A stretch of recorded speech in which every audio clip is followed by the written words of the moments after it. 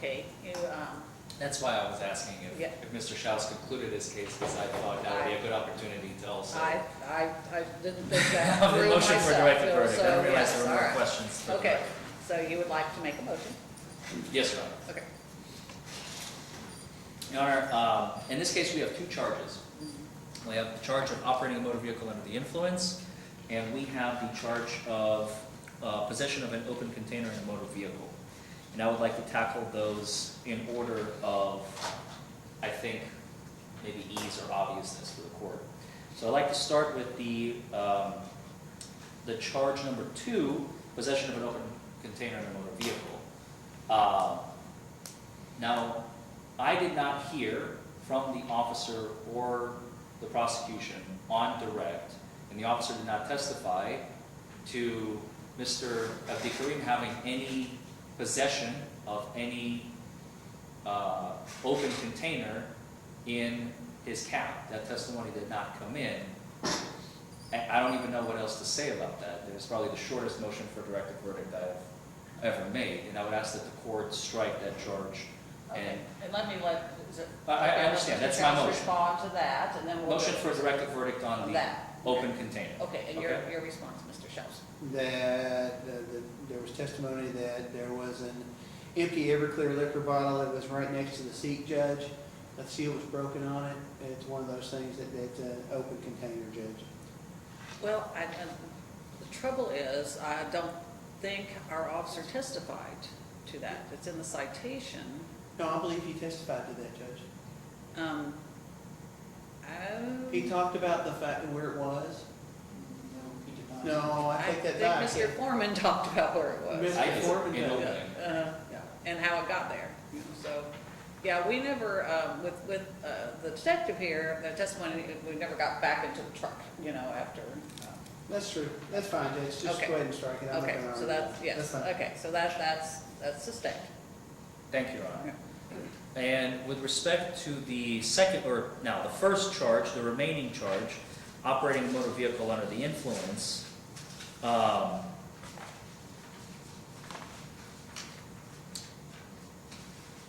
I apologize, Your Honor, I'm going through the jury instructions.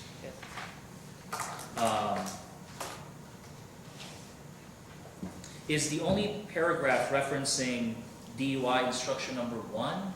I don't see any other instructions with respect to sentencing or penalties. They got separate. Yeah, they're They'll be in the separate. back. Yeah. The sentencing is separate. Oh, okay. It's bifurcated here. We're going to bifurcate it? Yes. Okay. That's part of the reason why is having their instructions, they automatically bifurcated here. Your instructions included it all together. Okay. That's, again, standard practice. Some I counties do it understand, this but I'm way. just saying that's, yeah. So they're not going to get the penalty phase instruction at all unless they come back with a guilty verdict, correct? Exactly. Okay. Yes. Just to make sure. Okay. Normally, I know it's reserved for seconds, thirds, and subsequents, but anyway. Okay. So the motion for directed verdict on instruction number 1, charge number 1, operating a motor vehicle under the influence, originally was a commercial driver's license operator .04, and then it was amended down to operating a motor vehicle under the influence, since the refusal did not come in, and they do not have, obviously, a breath test or blood test or urine test, and a result, Your Honor. I believe at best the testimony that came from the detective has been sparse at best. We have heard essentially 2 pieces of evidence with respect to intoxication or potential intoxication. Since the instruction reads, you will find the defendant guilty under this instruction if and only if, this is to the jury, or would be read to the jury if Your Honor does not grant a motion for a directed verdict, you believe from the evidence beyond a reasonable doubt that in Hardin County, Kentucky, on or about the 13th day of April 2021, within 12 months of his arrest, Mr. Farouk Abdikarim was operating or in physical control of a motor vehicle. The defense obviously is not contesting any of that. And while doing so, he was under the influence of intoxicants. There are only two pieces of evidence that the detective has testified today that could even theoretically attempt to show that he was under the influence of intoxicants. Number one, first of all, the trooper testified that there was only one clue present on the horizontal gaze nystagmus, and although reluctantly, I believe I finally got an answer that his training taught him that 4 or more clues show someone who could potentially be impaired by a substance, and there was only one clue here. On the walk and turn and the one-leg stand, I think it is also very dangerous, not just for the court, but even for the jury. We were listening to testimony from an individual, and I'm not trying to hold anything against him, but I have to take the facts as they are. He has not had a refresher course, a DUI supplemental course, an A-RIDE, DRE, or DUI refresher ever in his entire career in law enforcement, which is approximately half of his life. He joined the force shortly after. I have his transcript, that's what I was reading from, trying to get when he completed his training at the academy. And he testified that he joined the force in 2001, and since 2001 onward, for the last 22 years, he has not had a single refresher on DUI courses. And I believe submitting, first of all, just on that point alone, submitting a case like that to the jury, the court has the authority and the power to grant a directed verdict to the defense if it does not believe viewing the evidence, even in the light, the most favorable light to the Commonwealth, is still not enough, just by that fact alone, because of his hesitation on multiple occasions. The detective testified that he believes he does not recall exactly his training. He basically indicated he did the best that he could, and I think that that can be taken out of the purview of the jury, and the court can issue a directed verdict just on that fact alone. That the court's reliability, the jury's reliability on his testimony in on the field sobriety test, the administration thereof, and the results that came out of them are completely unreliable. I mean, that's the way that it appeared in open court here today. So that's the first thing. The second thing, and counsel has been very careful in making sure that the record was built, because counsel himself was not aware what the detective may or may not testify to.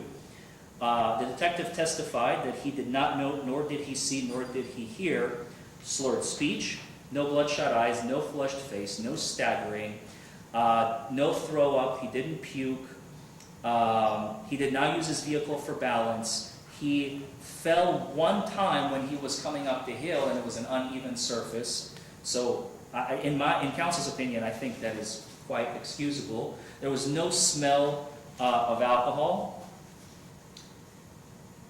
There was no smell of marijuana. There was no indication of drug use. No testimony of drug use. There's no video of what happened that night. There's no body cam footage, no dash cam footage. At one point, the detective even got the walk and turn and the one-leg stand confused, and he admitted to that on cross-examination.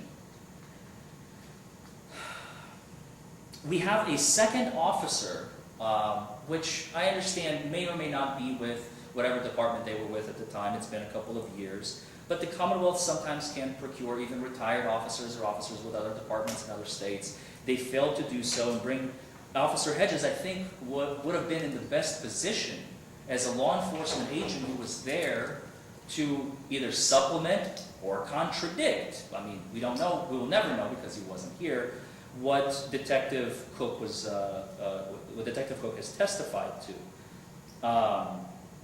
At several points during his direct examination, and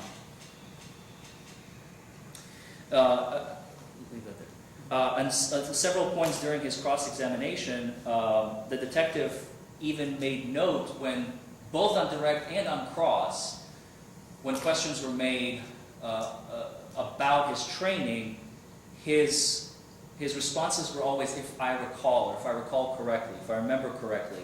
That was peppered in throughout, which again takes away, I think, from the power, essentially, of his testimony. And the potential reliance of the jury on this testimony is extremely dangerous, and it is within the purview of the court. Viewing all of that in the light most favorable to the Commonwealth can still be taken away from the purview of the jury and issued a directed verdict by the court. At one point, on redirect, I believe,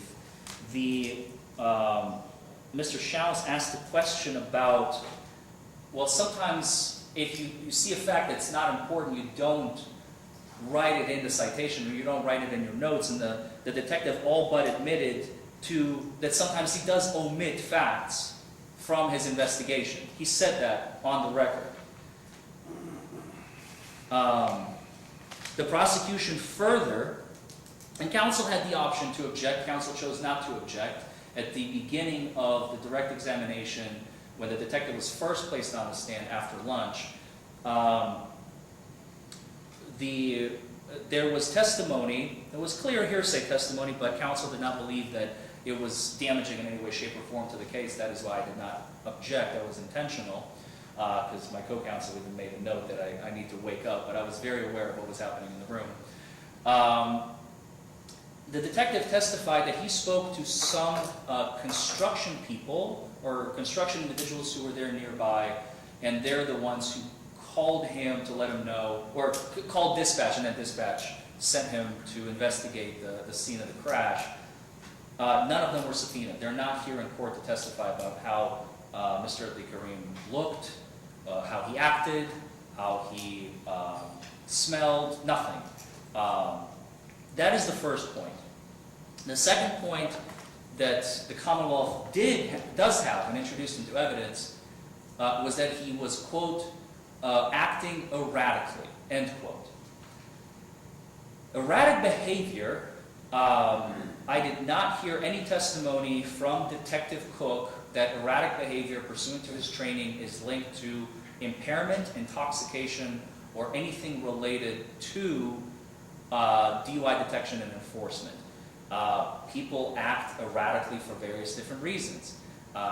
Your Honor may have heard, and this is, I think, speaking not as an attorney, but speaking as a human being, I believe after having had a near collision and possibly hurting another individual, the detective testified, almost jokingly, but I understand why Mr. Kareem may have said what he said, that he's a hero, deserves a medal for saving a life that night, because I don't know if Your Honor is aware what happens when an 80,000-pound semi collides with a 2-ton sedan. Lives can be lost, and especially depending on the speed and the severity of the accident.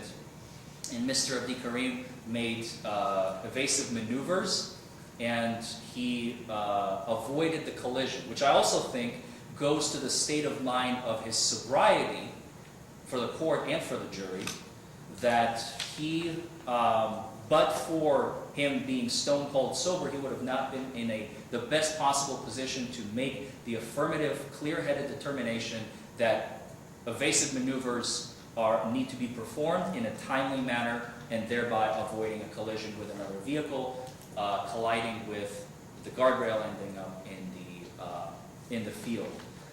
So, Your Honor, I don't think there has ever been a better case made by the defense, not only in this court, but possibly in counsel's entire career, for a directed verdict on a DUI case, operating a motor vehicle under the influence, where there is the refusal has not come in. The testimony has been absolutely clear that there is no evidence of impairment. The sole evidence of erratic behavior is insufficient. The field sobriety tests are sparse, shoddy, and not properly trained by not a properly trained detective who has, let's be honest, simply has forgotten what the training was about. I mean, if I had never tried a case in 22 years and this would be my first trial, I think I would probably be having a hard time myself. And that's just the reality of the situation. Again, not holding anything against him, but this is just this type of case. And I believe that the Commonwealth, viewing the evidence in the light most favorable to the Commonwealth, which is the standard on a directed verdict motion, counsel is aware, there is still no realm of possibility in counsel's opinion as to how this case cannot be taken from the jury and a directed verdict issued in favor of Mr. Farouk Abdul. Thank you. All right, Mr. Shouse. Judge, I'm not really sure whether I should go point by point, because he was quite long, Judge. I'm just going to really concentrate on the fact that the trooper used the field sobriety tests all the way up through 2016, regardless of whether or not he'd been back to training, and doing it all through that time frame, Judge. I mean, I might not ride a bike every day, but by gosh, you know, once I learned how to do it, I knew how to do it. So I think that's a red herring, Judge. As far as the intoxication, the clues, as well as him acting erratically, which really meant why we really wanted the blood was because, you know, he was acting like there was something else on board, Judge, and that's exactly what the detective talked about, was the fact that that got my attention, as well as the fact that he fell while he was trying to get up the embankment, Judge. On top of that, the field sobriety test that he talked to, no. He didn't cooperate with the HGN because he kept turning his head, so we didn't have a valid thing on that. I can't help that a defendant did not cooperate to give evidence of impairment, Judge, and the detective couldn't help with it either. But he went on through and did the field sobriety test, found that he had enough clues as far as that, and as well as the other actions that he had to move forward with the DUI, and I believe that there's enough for the Commonwealth to go forward to the jury. I don't know, you know, I just had this great thing to, I mean, it's really hard to maneuver a big rig, and may have considered himself a hero, but it's really hard to do when you're impaired, Judge, and that's how you end up on the side of the road. So I think that the jury is enough for the bad driving, as well as enough for a jury to find in the Commonwealth's favor. Well, you know, as we know, McCarthy put the prosecution of these matters in a tough position, you know, when that ruling was made, and it does make it harder for the prosecution when there has been a refusal and you can't, you know, talk about it. That's something, of course, that's going to be in the jury's minds. But we do have, I believe we have enough for it to go forward. As to him not being retrained, these field sobriety tests haven't changed in 100 years, basically, you know, but he may or may not have been a little rusty on them, but he knew what, you know, he knew what they were and what to do and what the clues were. So we do have the so-called erratic behavior. We've got the fall. We've got that he, you know, stumbled a little, you know, I think he wavered, waved his arms, you know, on the one-legged stand. So I think it's enough to go to the jury. It's obviously a difficult case for the prosecution, you know, with everything. But I'm gonna allow it to go. And so therefore, other than, so I'll have Amanda change the jury instructions to take out the open alcohol beverage container. But are you good, both of you, with the DUI instruction? If I may have a moment, Your Honor. Yes. I glanced at them yesterday, but I didn't get a copy when they brought them out. They're They're your normal certain ones. I don't have any problem with the judge. Straight up, you know. And I'm sorry for making you change them because I forgot to ask him that question. That's my fault. That's okay. That's okay. Sorry. That's all right. That's okay. Yep.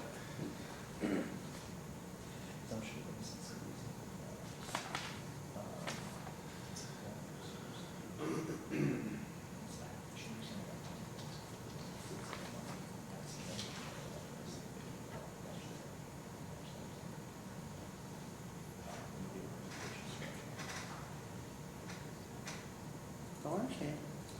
Yeah. Oh, Your Honor, just for the record, okay, so I want the court to note our objection with respect to the direct verdict. I do. Thank you. That's number one. Number two, the defense rests Okay, So we okay, can eliminate that right out of the gate. okay, okay.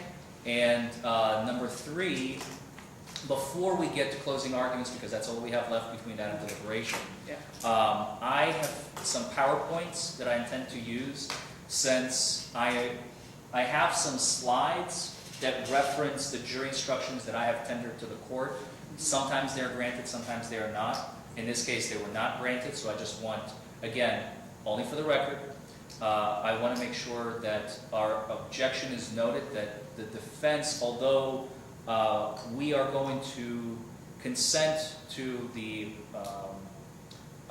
instructions that the court has provided, I would simply like, for purposes of a potential appeal, if God forbid it ever does occur, for purposes of appeal, that the defense did tender their own instructions, and there were other instructions noted in those jury instructions, and I believe notably instruction number 2, defense counsel breaks down the presumption of innocence to its constituent parts, and then the second one is the burden of proof instruction that the court has omitted. I would still ask that the court, for purposes of the record, I think I know what the answer is, but for purposes of the record, the defense would like that instruction included in the jury instructions given to this jury. The burden of proof instruction? The burden of proof, that the burden of proof is not, that is on the Commonwealth from the beginning to the end of the trial, and the burden never shifts to the defense. I think you can make that argument. I'm not going to put that instruction in for whether it's appealable or not. That's okay. But I don't want you to use those slides with your jury instructions. That's what I'm saying. Okay, all right. So I need time. This is what I was asking. You I need full apologize. time. I didn't That's finish the sentence. Okay. I need time to make sure I remove all the ones that are not pertinent to these jury instructions, and I would need a copy just to make sure I don't make any mistakes, because I want it all clean and nice and for the jury.